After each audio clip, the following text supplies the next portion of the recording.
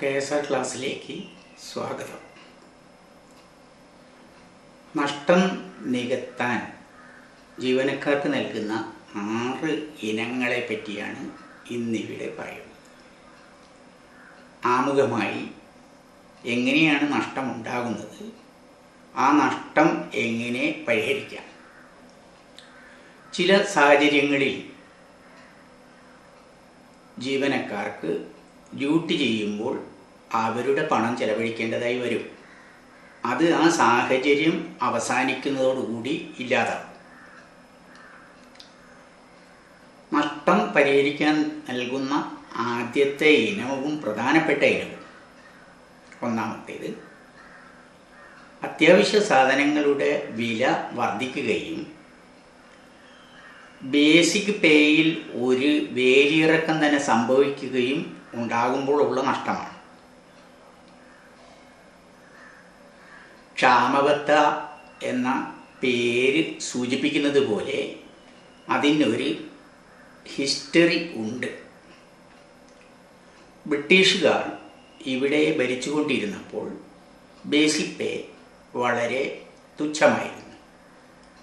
വിമർശനങ്ങൾ വന്നപ്പോൾ അതിനെ നേരിടാൻ ഇന്ത്യൻ ജീവനക്കാർക്ക് പേയോടൊപ്പം ഗോതമ്പും അരിയും നൽകി.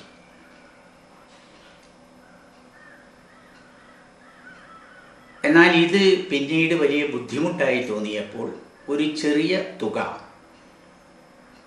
അരിക്കും ഗോതമ്പിനും പകരം ശമ്പളത്തോടുകൂടി നൽകാൻ തുടങ്ങി. പിന്നീട് സെൻട്രൽ ഗവൺമെൻറ്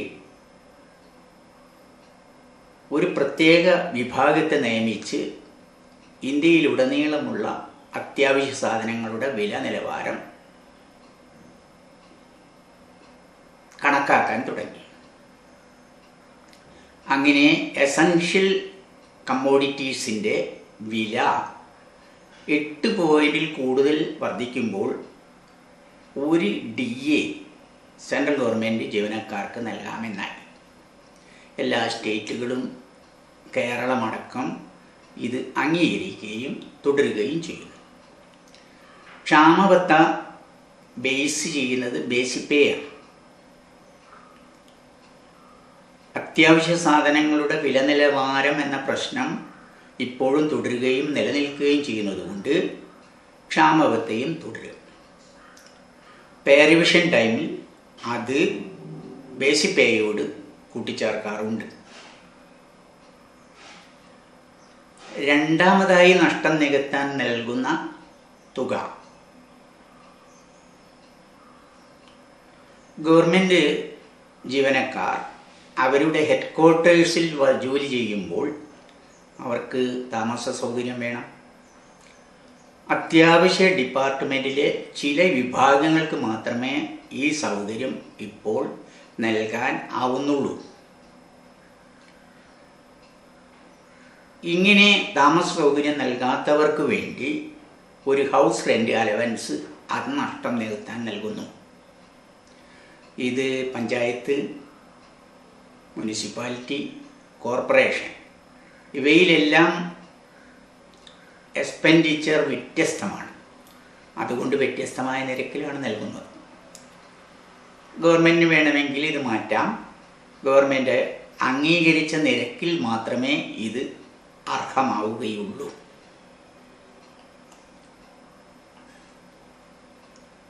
മൂന്നാമത്തെ ഇനം, ഡ്യൂട്ടി തന്നെ യാത്രയാവുന്ന ചില ഡിപ്പാർട്ട്മെൻറ്റ് സെക്ഷൻസ് ഉണ്ട്. കൂടാതെ ഡ്യൂട്ടിയുടെ ഭാഗമായി ടൂർ ആവശ്യമായി വരും.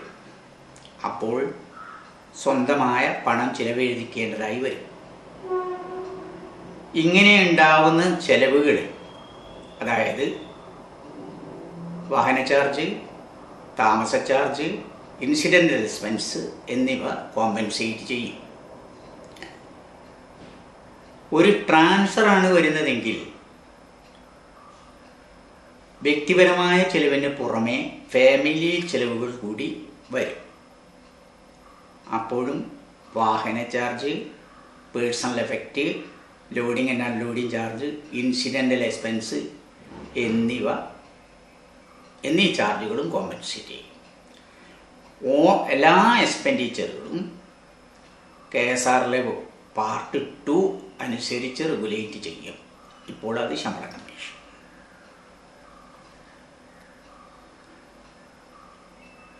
നാലാമത്തെ നഷ്ടം നികത്താൻ നൽകുന്ന തുക ചില പ്രത്യേക സാഹചര്യങ്ങളിൽ ഗവൺമെൻറ് ജീവനക്കാരൻ ഹിൽ ഏരിയയിൽ ഡ്യൂട്ടിയുടെ ഭാഗമായി താമസിക്കേണ്ടി വരും. അല്ലെങ്കിൽ ഗവൺമെൻറ് നിർദ്ദേശപ്രകാരം താമസിക്കേണ്ടി വരും. ഈ ഹിൽ ട്രാക്റ്റുകളെ അതിൻ്റെ ഡിഫിക്കൽറ്റീസ്, ബുദ്ധിമുട്ടുകൾ അനുസരിച്ച് 2 ടൈപ്പായി തിരിച്ചിരിക്കുന്നു. ക്ലാസ് 1 ഹിൽ ട്രാക്റ്റ് എന്നും ക്ലാസ് 2 ഹിൽ ട്രാക്റ്റ് എന്നും. ഇതിൽ ക്ലാസ് 1 ഹിൽ ട്രാക്റ്റിൽ അലവൻസ് റേറ്റ് ഹൈ ആണ്. ജീവനക്കാരൻ ഹിൽ ഏരിയയിൽ നിന്ന് മാറുന്നതോടുകൂടി ഹിൽ അലവൻസും ഇല്ലാതെയാവും. 5-ാമത്തെ ഇനം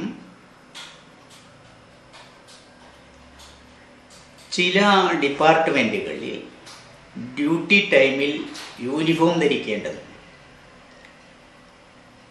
ഇതിൻ്റെ നഷ്ടം പരിഹരിക്കാൻ വേണ്ടി ഒരു യൂണിഫോം അലവൻസും വാഷിംഗ് അലവൻസും ഗവൺമെൻറ് റേറ്റ് പ്രകാരം നൽകും. 6-ാമത്തെ ഇനം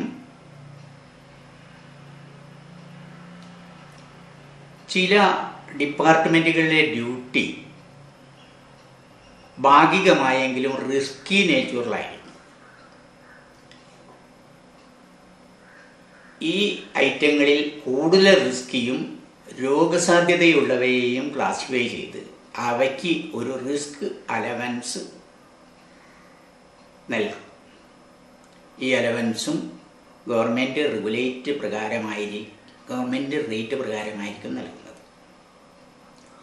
നെക്സ്റ്റ് മീറ്റിംഗ് സബ്ജക്റ്റ് 6 തെളിവുകൾ സസ്പെൻഷൻ തനിയെ ഒരു ശിക്ഷ അല്ല.